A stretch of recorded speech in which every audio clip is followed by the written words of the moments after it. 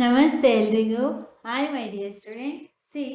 Last ಕ್ಲಾಸಲ್ಲಿ ನಾವು electric current and its effect ಈ ಲೆಸನ್ದು 1 to 8 ಕ್ವಶನ್ ಆ್ಯಂಡ್ ಆನ್ಸರ್ಸ್ನ ಎಕ್ಸಸೈಸ್ ಕ್ವಶನ್ ಆ್ಯಂಡ್ ಆನ್ಸರ್ಸ್ನ ಸಾಲ್ವ್ ಮಾಡಿದ್ವಿ. ನೆಕ್ಸ್ಟ್ ಕ್ವಶನ್ ನಂಬರ್ 9 ಇಂದ ನೋಡಿ.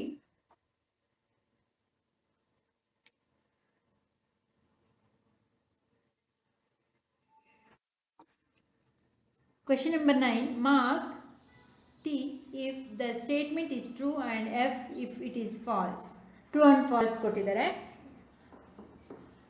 A ನೋಡಿ, to make a battery of 2 cells, the negative terminal of one cell is connected to the negative terminal of the other cell. True or false? ಅಂದರೆ ಒಂದು ಬ್ಯಾಟ್ರಿಗೆ 2 cells ಇರುತ್ತೆ, ಅದರಲ್ಲಿ negative terminal ಒಂದು ಸೆಲ್ಗೆ negative ಟರ್ಮಿನಲ್ಗೆ connect ಮಾಡ್ತಾರೆ, ಮತ್ತು ಇನ್ನೊಂದು ಸೆಲ್ಗೂ ನೆಗೆಟಿವ್ ಟರ್ಮಿನಲ್ಗೆ ಕನೆಕ್ಟ್ ಮಾಡಬೇಕು ಅಂತ ಹೇಳ್ತಿದ್ದಾರೆ. ಟ್ರೂನಾ ಫಾಲ್ಸಾ? ಫಾಲ್ಸ್. ಬಿಕಾಸ್ ಒಂದು ಪಾಸಿಟಿವ್ ಟರ್ಮಿನಲ್ ಮಾಡಿದ್ರೆ ಇನ್ನೊಂದು ನೆಗೆಟಿವ್ ಟರ್ಮಿನಲ್ಗೆ ಕನೆಕ್ಟ್ ಮಾಡಬೇಕು. ಓಕೆನಾ? B, when the electric current through the fuse exceeds a certain limit, the fuse wire melts and breaks. Electric ಕರೆಂಟ್ನ ಪಾಸ್ ಆದಾಗ ಅದರ ಸರ್ಟೈನ್ ಲಿಮಿಟ್ಸ್ ಇರುತ್ತೆ. ದ ಫ್ಯೂಸ್ ವೈರ್ಸ್ ಹೆಚ್ಚು ಅದಕ್ಕೆ ಕರೆಂಟ್ ಪಾಸ್ ಮಾಡಿದಾಗ ಅದು ಮೆಲ್ಟ್ ಆಗಿ ಬ್ರೇಕ್ ಆಗುತ್ತೆ ಅಂತ ಹೇಳ್ತಿದ್ದಾರೆ. True or false? Yes, correct. Heavy electric current flow ಆದಾಗ ಏನಾಗುತ್ತೆ, ಅದು ಮೆಲ್ಟ್ ಆಗಿ ಅದು ಬ್ರೇಕ್ ಆಗುತ್ತೆ. ಟ್ರೂ. ನೋಡಿ, an electromagnet does not attract a piece of iron. ಅಂದರೆ ಒಂದು ಎಲೆಕ್ಟ್ರೋಮ್ಯಾಗ್ನೆಟ್ಟು ಪೀಸ್ ಆಫ್ ಐರನ್ನ ಅಟ್ರಾಕ್ಟ್ ಮಾಡಲ್ಲ ಅಂತ ಹೇಳ್ತಿದ್ದಾರೆ. ಮಾಡುತ್ತೆ. ಸೊ ಫಾಲ್ಸ್ ಇದು. ಏನು, ಎಲೆಕ್ಟ್ರೋಮ್ಯಾಗ್ನೆಟು ಐರನ್ ಪೀಸ್ನ ಅಟ್ರಾಕ್ಟ್ ಮಾಡುತ್ತೆ. ಮ್ಯಾಗ್ನೆಟ್ ಅಲ್ವಾ, ಐರನ್ ಪೀಸ್ನ ಅಟ್ರಾಕ್ಟ್ ಮಾಡೇ ಮಾಡುತ್ತೆ. And electric bell as an electromagnet. Electric bell ಅನ್ನೋದು ಒಂದು ಎಲೆಕ್ಟ್ರೋಮ್ಯಾಗ್ನೆಟ್ ಅಂತೆ. True or false? Yes, true. Question number 10 ನೋಡಿ.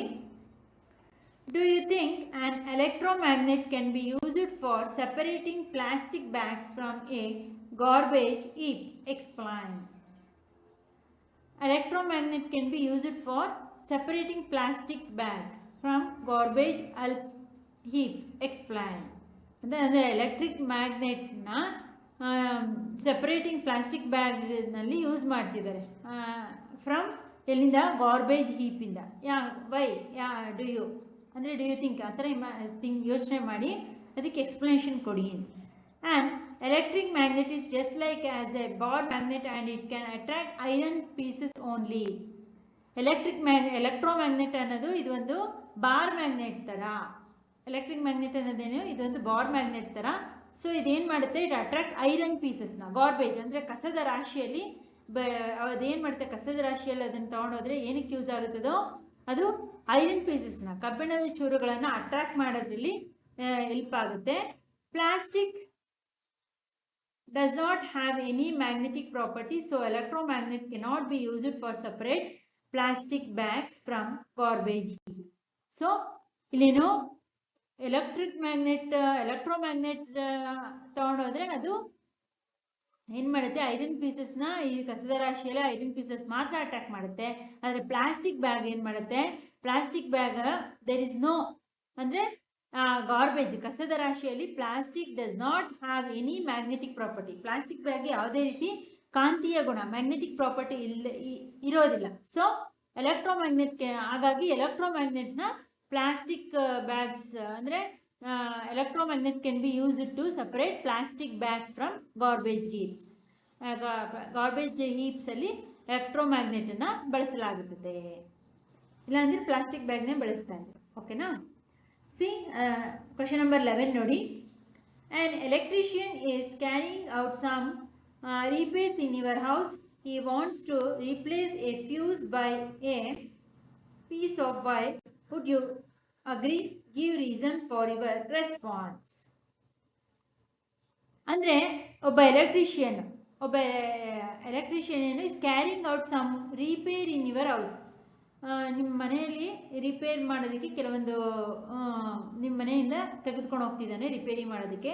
ಈ ವಾಂಟ್ಸ್ ಟು ರೀಪ್ಲೇಸ್ ಫ್ಯೂಸನ್ನು ರೀಪ್ಲೇಸ್ ಮಾಡಬೇಕಾಗಿದೆ ಅವನು by a piece of wire ಬದಲು ಫ್ಯೂಸನ್ನು ರಿಪ್ಲೇಸ್ ಮಾಡಬೇಕಾದ್ರೆ ವುಡ್ ಯು ಅಗ್ರಿ, ನೀವು ಅದಕ್ಕೆ ಒಪ್ಪಿಗೆ ಕೊಡ್ತೀರಾ, ಯಾಕೆ, ರೀಸನ್ ಮತ್ತು ರೆಸ್ಪಾನ್ಸನ್ನು ಕೊಡಿ. Fuse is a device that is a safeguard to all of our electrical appliances. Fuse ಅನ್ನೋದು ಒಂದು ಡಿವೈಸ್. ಅದರ ಆ ಫ್ಯೂಸಿಂದ ಏನು ಉಪಯೋಗ ಆಗುತ್ತೆ, ಎಲೆಕ್ಟ್ರಿಕ್ ಅಪ್ಲಯನ್ಸಸ್ಗೆಲ್ಲ ಅದು ಸೇಫ್ ಗಾರ್ಡ್ ಇದ್ದಾಗೆ. ಫ್ಯೂಸ್ ಅನ್ನೋದು ನಿಮ್ಮೆಲ್ಲರಿಗೂ ಗೊತ್ತು ಅಲ್ವಾ, ಎಲ್ಲ ಎಲೆಕ್ಟ್ರಿಕ್ ಉಪಕರಣಗಳು ಸೇಫ್ ಗಾರ್ಡ್ ಇದ್ದಾಗೆ.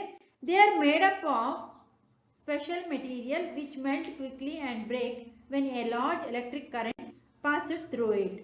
ಏನು, ಈ ಫ್ಯೂಸ್ ಮೂಲಕ ಎಲೆಕ್ಟ್ರಿಕ್ ಕರೆಂಟು ಹೆಚ್ಚಿಗೆ ಎಲೆಕ್ಟ್ರಿಕ್ ಕರೆಂಟ್ ಪಾಸ್ ಆದರೆ ಅದು ಮೆಲ್ಟ್ ಆಗಿ ಬ್ರೇಕ್ ಆಗುತ್ತೆ. ಇದರಿಂದ ಏನಾಗುತ್ತೆ, ಯಾವುದೇ ಅವಘಡಗಳು ಸಂಭವಿಸಲ್ಲ ಫ್ಯೂಸಿಂದ. ಹಾಗಾಗಿ ಇದು ಒಂದು ಸ್ಪೆಷಲ್ ಮೆಟೀರಿಯಲಿಂದ ಮಾಡಲ್ಪಟ್ಟಿರುತ್ತೆ. ಫ್ಯೂಸ್ ಅನ್ನೋದು ಒಂದು ವಿಶೇಷವಾದ ವಸ್ತುವಿನಿಂದ ಮಾಡಲ್ಪಟ್ಟಿರುತ್ತೆ.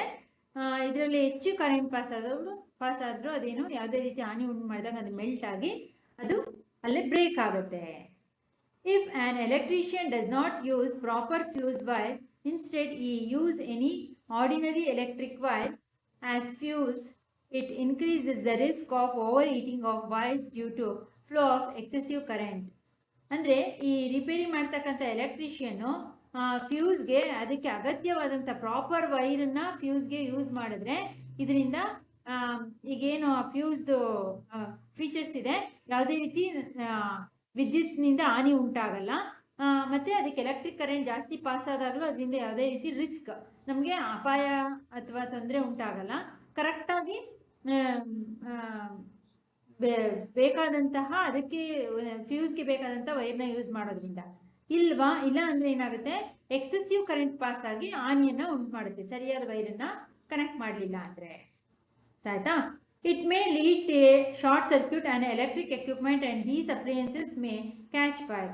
ಒಂದು ವೇಳೆ ಸರಿಯಾದ ಫ್ಯೂಸ್ಗೆ ವೈರ್ನ ಕನೆಕ್ಟ್ ಮಾಡಲಿಲ್ಲ ಅಂದರೆ ಇದರಲ್ಲಿ ಎಕ್ಸೆಸಿವ್ ಕರೆಂಟ್ ಪಾಸ್ ಆಗಿ ಏನಾಗುತ್ತೆ, ಶಾರ್ಟ್ ಸರ್ಕ್ಯೂಟ್ ಆಗುವಂಥ ಸಂಭವ ಇರುತ್ತೆ. ಮತ್ತು ಇದರಿಂದ ಏನಾಗುತ್ತೆ, ಬೆಂಕಿ ಅವಘಡಗಳು ಸಂಭವಿಸುತ್ತೆ. ಎಲೆಕ್ಟ್ರಿಕ್ ಅಪ್ಲಯನ್ಸ್ ಮೂಲಕ ಎಲ್ಲ ವಿದ್ಯುತ್ ಉಪಕರಣಗಳಲ್ಲೂ ಏನಾಗುತ್ತೆ, ಬೆಂಕಿಯನ್ನು ಉಂಟು ಮಾಡಿ ವಿದ್ಯುತ್ ಅವಘಡಗಳು ಸಂಭವಿಸುತ್ತೆ. It is advised to use standard fuse wire or MCBS to prevent electrical accidents. ಹಾಗಾಗಿ ಸರಿಯಾದಂತಹ ಸ್ಟ್ಯಾಂಡರ್ಡ್ ಉತ್ತಮವಾದಂತಹ ವೈರನ್ನು ಫ್ಯೂಸ್ಗಳಲ್ಲಿ ಉಪಯೋಗಿಸಬೇಕು. ಇಲ್ಲಾಂದರೆ MCBS ಮಿನಿಯೇಚರ್ ಕರೆಂಟ್ ಅಂತಹ MCBS ಬಳಸೋದ್ರಿಂದ ಏನಾಗುತ್ತೆ, ಯಾವುದೇ ರೀತಿ ವಿದ್ಯುತ್ನಿಂದ ಉಂಟಾಗುವಂತಹ ಹಾನಿ ಅಪಘಾತಗಳನ್ನು ತಡಿಬೋದು ಅಂತ ಹೇಳಿ. ಆಯಿತಾ? ನೆಕ್ಸ್ಟ್ ಕ್ವೆಶ್ಚನ್ ನಂಬರ್ 12 ನೋಡಿ. Zubeda made an electric circuit using a cell holder, a switch and a bulb. When she put the switch in the on position, the bulb did not glow. Help Zubeda in identifying the possible defects in the current.